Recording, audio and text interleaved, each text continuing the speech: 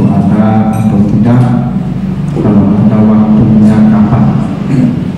Dan ada yang mengatakan sebelum azan subuh, ada yang mengatakan setelah azan subuh. Lalu kedua, masalah mengqadha salat, ya salat yang tinggal selama ini maka wajib diqadha, dan kalau diqadha bagaimana prosesnya. Yang ketiga itu masalah salat yang tidak boleh setelah salat subuh dan salat asar, ya, apa saja salat yang dilarang setelah subuh dan setelah salat asar. Dan yang keempat tentang salat subuh, ya subuh, apakah ada salat subuh, dan kalau ada seperti apa ketentuannya. Ini paling tidak 4 pertanyaan yang akan kita bahas pada malam hari ini. Pertama, tentang salat fajar. Begini dulu ya, Nabi tidak pernah memberi nama salat fajar. Tidak pernah ada hadisnya yang saya temui Nabi memberi nama salat fajar. Tidak diberi nama bukan berarti tidak ada. Itu masalahnya. Kenapa begitu? Dalam hadis riwayat Muslim itu disebutkan begini bunyinya, ya, rak'atul fajri khairun minad dunya wa ma fiha. 2 rakaat yang dilakukan di waktu fajar lebih baik dari dunia dan isinya. Nabi menyebut 2 rakaat yang dikerjakan di waktu fajar. Nabi tidak menyebut salat fajar, ya, tapi 2 rakaat yang dikerjakan di waktu fajar. Karena dia dikerjakan di waktu fajar, maka para ulama kemudian menyebutnya salat fajar. Tapi salat fajar itu bukan dari Nabi namanya. Nabi hanya mengatakan 2 rakaat, tapi dikerjakan di waktu fajar. Karena rak'atul fajri itu namanya idafah, mudaf dan mudafun ilaih, yang di situ ada huruf jar yang ditakdirkan yaitu fi. Kalau bacaan normalnya rak'atani fil fajri, itu 2 rakaat yang dikerjakan di waktu fajar. Nah, yang 2 rakaat di waktu fajar inilah yang disebut salat rawatib qabliyah subuh. Dan rawatib itu pun tak Nabi pula yang kasih nama, itu para ulama pula. Karena dalam hadis-hadis yang sahih tidak pernah disebutkan nama salat sunat rawatib. Yang ada itu Ibnu Umar bercerita, Nabi tidak pernah meninggalkan 10 rakaat. Itu bahasanya, Nabi tidak pernah meninggalkan 10 rakaat. 2 rakaat sebelum zuhur, 2 rakaat setelah zuhur, 2 rakaat setelah maghrib, 2 rakaat setelah isya, 2 rakaat sebelum salat fajar, sebelum salat subuh. Tidak ada Nabi menyebut rawatib karena itu salat mengekor pada salat wajib. Apakah sebelum salat wajib atau setelah salat wajib? Maka yang mengekor itu bahasa Arabnya ratib, jamaknya rawatib. Maka lebih lama dengan rawatib. Jadi salat sunat fajar itulah yang salat sunat rawatib qabliyah subuh. Tapi tidak semua salat sunat rawatib qabliyah subuh itu yang disebut fajar. Misalnya begini, waktu subuh kapan? Terbit fajar, ya, sampai terbit matahari. Kan panjang tuh ini, dari terbit fajar sampai terbit matahari. Sekarang taruh terbit matahari jam 6, terbit matahari jam 6. Bapak ibu bangun tidur setengah 6, bangun tidur subuh, masih ada subuh? Masih. Maka sebelum bapak ibu salat subuh, salat sunat 2 rakaat dulu. Iya, begitu. Salat sunat dulu, karena Nabi tidak pernah meninggalkan yang 2 rakaat sebelum subuh, tidak pernah. Bahkan kalau Nabi tertidur bangun siang pun, Nabi tetap salat sunat 2 rakaat sebelum salat subuh. Nah, salat sunat sebelum subuh jam setengah 6 itu tidak disebut salat fajar. Kenapa? Karena fajar dah lewat. Tapi qabliyah subuh, ya. Tapi tidak lagi 2 rakaat di waktu fajar yang nilainya lebih baik dari dunia dan isinya. Karena fajar itu tidak lama, ya dia bertanda saja waktu datang. Jadi kalau diperkirakan mungkin antara terbit fajar dan hilangnya fajar itu mungkin 10 menit. Sudah lama ya. Nah, tapi waktu subuh masih panjang sampai terbit matahari. Yang nilai salat sunat itu besar di waktu fajar tadi. Nah, jadi kalau bapak ibu azan, itulah fajar itu. Lah boleh salat sunat besar, boleh.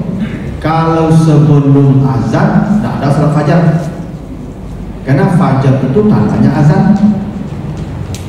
Karena fajar itu tanda waktu subuh datang. Kata Nabi, bila datang waktu salat, azanlah. Berarti azan itu tanda fajar. Kalau belum azan berarti belum fajar. Maka tidak ada salat fajar sebelum azan. Cuma bapak ibu kalau pas azan salat sunat rugi. Karena kata Nabi, iza sami'tumun nida faqulu misla ma yaqul. Kalau engkau mendengar azan, jawab seperti yang diucapkan muazin. Jawab. Setelah dijawab, mintalah wasilah kepadaku. Itu doanya tuh, Allahumma rabba hazihi da'watin tammah, dan seterusnya. Kata Nabi, saya tidak melihat ada surga yang lebih baik dari dia. Jadi bapak ibu jangan lupa azan. Ya. Setelah azan baru salat 2 rakaat. Nah, itu yang disebut salat sunat fajar. Karena dikerjakannya di waktu fajar. Beda dong. Tapi kalau bapak ibu salatnya setengah 6, itu namanya qabliyah biasa saja. Berpahala tapi tidak lagi lebih baik dari dunia dan isinya. Nyo kadang pahala yang di waktu fajar tuh supaya waktu subuh tidak terlambat. Karena ketika salat subuh itu para malaikat sedang berkumpul. Itu makanya salat subuh disebut juga dengan salat fajar. Ya, aqimis salata liduluki syamsi ila ghasaqil laili wa qur'anal fajri. Inna qur'anal fajri kana mashhuda. Begitu. Dirikanlah salat dari pagi sampai malam dan salat fajar setelah subuh. Karena salat subuh yang di waktu fajar dipersaksikan oleh para malaikat. Kalau ibu salat subuhnya jam setengah 6, malaikat sudah naik. Yang tinggal 2 orang saja lagi yang standby. Yang malaikat turun di waktu subuh tadi, karena setiap menjelang subuh itu para malaikat turun. Ya, setiap menjelang subuh malaikat turun. Makanya masyhudah. Yang tajtami'u malaikatul laili wa malaikatul nahar fi salatil fajar. Kata Nabi begitu. Para malaikat berkumpul di waktu salat subuh. Nah, itu makanya menjelang subuh itu ayat heboh, berkukuh. Karena kata Nabi, bila engkau mendengar ayam berkokok, fas'alillah min fadlih, berdoalah kepada Allah karena ayam melihat para malaikat turun. Itu hadis Sahih Muslim itu. Karena mata ayam itu bisa melihat malaikat. Jadi kalau nampak, kalau ada ayam berkokok ya, siang atau malam, kata Nabi berdoa. Karena malaikat sedang turun bulan-bulan. Itu maka zaman sisu orang di kampung bayam kata. Dulu orang kan rumah orang pelantik apa di kampung. Nah, di bawah itu ada ayam di bawah danau. Aku ayam itu jam 3 jam setengah 4 udah kuku. Malah buku ayat ama ya buang tu baca boleh awak itu boleh lah buku ayat dia. Berdoa salat ada tu. Tu kok liado lahan enggak lawe Pak. Beliau yang jantan sepasang ya. Minimal tu penjago awak saya. Malaikat turun menghidau, malaikat turun. Tapi kalau seminggu dah buku ada dia. Lalu saya kata jualnya belum jadi malaikat. Memang malaikat turun. Dan seminggu dia buku ada nanti malaikat turun, tak turun. Warga yang lalu.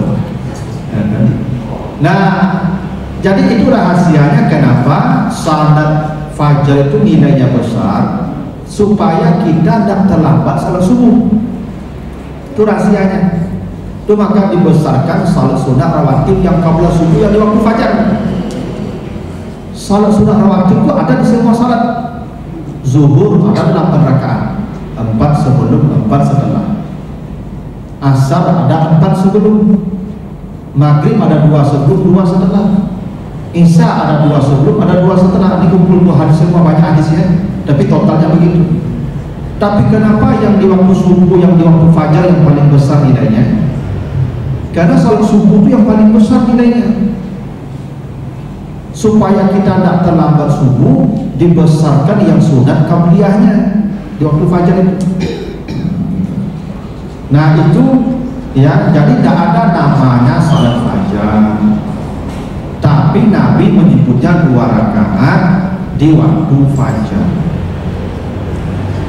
Nah, bagaimana pelaksanaannya? Ini hadis Muslim Bapak Ibu ya. Karena iza tala al-fajru la yusalli illa rak'atan khafifatan. Nabi itu kalau sudah terbit fajar, Nabi tidak salat kecuali 2 rakaat yang ringan. Ya. Jadi Nabi itu kalau sudah azan, itu salat sunat Nabi 2 rakaat. Itu pun ringan. Makanya ayatnya Al-Kafirun dan Al-Ikhlas. Kenapa ringan salat Nabi? Supaya salat subuhnya cepat. Nah, makanya saya sering sampaikan ke Pak Pengurus, kalau bisa interval azan dan iqamat subuh jangan terlalu panjang. Ya, rentang 10 menit cukup lah. Jadi tunggu orang terlambat banyak tuh, nyurah tuh pegua kuman terlambat datang sana berencana terlambat dari dulu. Lebih tunggu dong. Kalau berencana capek, dulu dimulai dari dulu. Ibu kalau pergi ke bandara, pengen naik pesawat jam 6 subuh, naik pesawat jam 6, jam berapa di bandara? Jam 4, misalnya dimulai di bandara. Padahal ada terlambat. Dapat. Aku udah kepada terlambat. Dia berencana. Orang berencana terlambat dia nunggu. Tinggal saja. Makanya settingan jam pintar nih, jangan panjang-panjang antara subuh, ayat azan dan iqamat subuh. Kalau bisa subuh itu masih di waktu fajar. Ya, itu kenapa salat subuh disebut waqtul anal fajri tadi, supaya salat subuh dikerjakan di waktu fajar. Ya. Makanya Nabi setelah azan subuh salatnya cuma 2 rakaat, supaya cepat iqamatnya 2 rakaat. Nah kan begini masalahnya, Bapak Ibu kan masuk masjid, ada salat sunat kan dari masjid, ada. Lalu tambah dengan fajar, kan 2 tuh. Kalau Nabi salat 2 rakaat cuma, harus kan 4 dulu. Nah disitulah dalilnya salat sunat tidak ada nama. Ibu datang ke masjid habis azan, salat saja 2 rakaat, sengaja aku salat 2 rakaat karena Allah, masuk 2 di sana, tahiyatul masjid dan fajar. Tapi kalau ibu kasih nama, sengaja aku salat sunat fajar, berarti ada tahiyatul masjid, maksud situ dulu. Sengaja aku salat sunat tahiyatul masjid, berarti fajar, maksud situ ke sesuai niat. Nah di situ dalilnya salat sunat itu tidak perlu diberi nama. Salat sunat itu mutlak saja, sengaja aku salat 2 rakaat karena Allah, titik. Sama juga begini, ibu puasa Senin, kebetulan ibu rutin pula puasa Yaumul Bid tanggal 13, 14, 15. Sekarang hari Senin pas tanggal 13. Ayo niat apa? Senin, Bid lah P. Bid Senin ada P. Mutlak saja sengaja aku puasa karena Allah, tapi aku pahala. Tahu itu? Itu alasannya ibadah sunat itu tidak perlu dikasih nama, dan Nabi tidak ada memberi nama. Cuman karena di waktu itu dikasih nama dengan waktu itu, kira-kira begitu. Ya.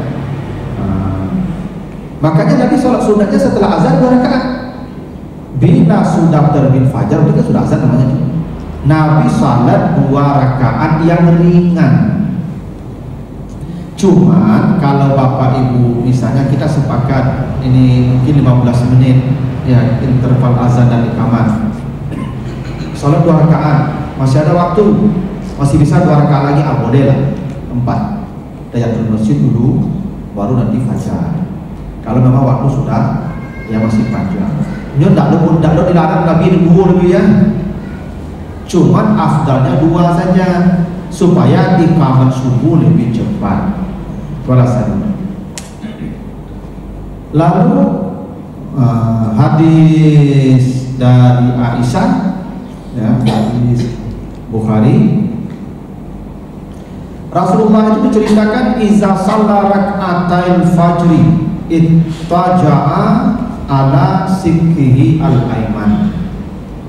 Nabi itu setelah salat sunat 2 rakaat di waktu fajar berbaring di atas lambung yang kanan. Ada 2 hadisnya, hadis riwayat Abu Dawud juga begitu. Jadi ini menjadi dalil juga salat sunat lebih baik di rumah. Maka Nabi berbaring setelah salat sunat itu berbaring sebentar. Kalau di masjid kan bisa boleh-boleh, kita sunat boleh panjang jadi kurang gitu, boleh aman dan boleh.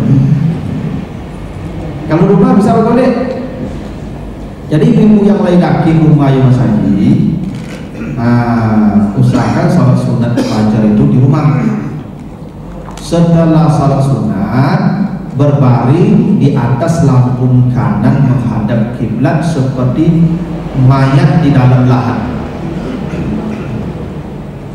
Mayat dalam lahat dibilangkan dengan madhab kiblat. Jadi kita menghadap ke kiblat berbaring seperti mayat di dalam lahat untuk mengingatkan diri kita inilah hari terakhir kita hidup. Itu maksudnya. Karena kita pasti mati di hari tertentu. Kalau tidak mati malam ini, besok pagi ibu mati juga. Tidak mati besok pagi, besok cerai mati juga. Jadi pasti mati juga. Pasti ada hari terakhir, tidak begitu. Nah, maka dengan berbaring di atas lambung kanan seperti jenazah di dalam lahat itu mengingatkan diri kita hari ini terakhir hidup. Sehingga jangan santai hari ini, jangan tunda-tunda ibadah hari ini. Nah, itu rahasianya kenapa Nabi berbaring setelah salat sunat fajar. Karena salat sunat fajar itu awal siang, jadi awal siang. Jadi siang inilah ya kita terakhir hidupnya, kira-kira begitu. Tapi kalau di musala di masjid salat sunat tidak usah berbaring. Jadi kalau rumah bapak ibu boleh di masjid, karena rumah Nabi itu sujud saja. Kalau bapak ibu jauh tuh tinggal tuh supaya sunat di rumah, kok kami nggak selalu lampi itu sih kok rugi. Karena takbir ihram kok lebih ganteng lo pada sholat sunat di rumah. Makanya begini kata Nabi, iza aqamatis salat fala salata ilal maktubah. Ibu datang ini setelah azan subuh nih, sarakaat baru salat sunat fajar tadi. Kamar orang kata Nabi tutup, hentikan salat sunat, segera bergabung saf ikut takbir ihram. Karena ikut takbir ihram itu wajib. Iza kabbara ju'ilal imam liyutamma bi iza kabbara fakabbiru. Imam itu wajib diikuti. Bila dia sudah takbir, kalian semua wajib takbir, kata Nabi. Berarti mengikuti imam itu wajib. Salat sunat fajar sunat, Yuk kadang pahala Ustaz, tapi kadang pada dunia ada di sini, tapi ikut takbir ihram tapi kadang apa dulu nih? Yuk kadang-kadang pahala sunat, pahala wajib tetap lebih kadang itu kaidah. Makanya begini, ibu puasa Senin tadi, tapi puasa besok pahala. Ibu nazarkan minggu bisu aku bernazar puasa Senin, beda ibu itu wajib. Wajib. Nyo ibadah wajib ibu nilainya tetap lebih kadang pada ibadah sunat. Ini ibadah sunat kewa, kalau ingin ibu mempergadang pahalanya Pak, nazarkan berubah pahalanya. Ya. Apa baca Quran pahala, iya. Tapi kalau apa bernazar, aku bernazar malam bisu baca Quran sehalaman, beda pahalanya Pak. Karena jadi wajib berapa dosa Pak kalau baca malam bisu. Ini kalau nazar jadi wajib, ada pilihan harus kerajaan, beli ganti kalau dikah. Jadi menambah pahala ibadah dengan cara mewajibkan dia. Cara mewajibkan ibadah itu nazarkan, wajib itu. Ya. Ibu sedekah itu dapat pahala ya. Tapi kalau dinazarkan sedekah itu beda lagi, itu wajib. Jadi kaidahnya sebesar-besar pahala sunat, pahala wajib tetap lebih besar. Itu makanya Bapak Ibu kalau sedang puasa sunat diundang orang makan, nah makanlah. Karena makan itu lebih kadang padu pada puasa sunat. Puasa sunat mau diundang wajib. Nah, itu kaidahnya begitu. Jadi kalau ibu sedang sholat sunat fajar, serakaat baru ikamat, tinggalkan. Nah, itu kaidahnya begitu. Ya. Itu Bapak Ibu jauh rumah. Ya. Asal sunat di rumah, ala kami kalau tipu di masjid lewat takbir ihram, ala lapil, ada kadang masjidnya. Di masjid sajalah salat sunat fajarnya. Kalau rumah jauh, atau rumah tidak jauh tapi asal bulan kampung. Masjid kan, semua yang sunat jadi tunggu rumah itu begitu jadi sadar semua tunggu rumah di masjid. Tergantung kondisi kan.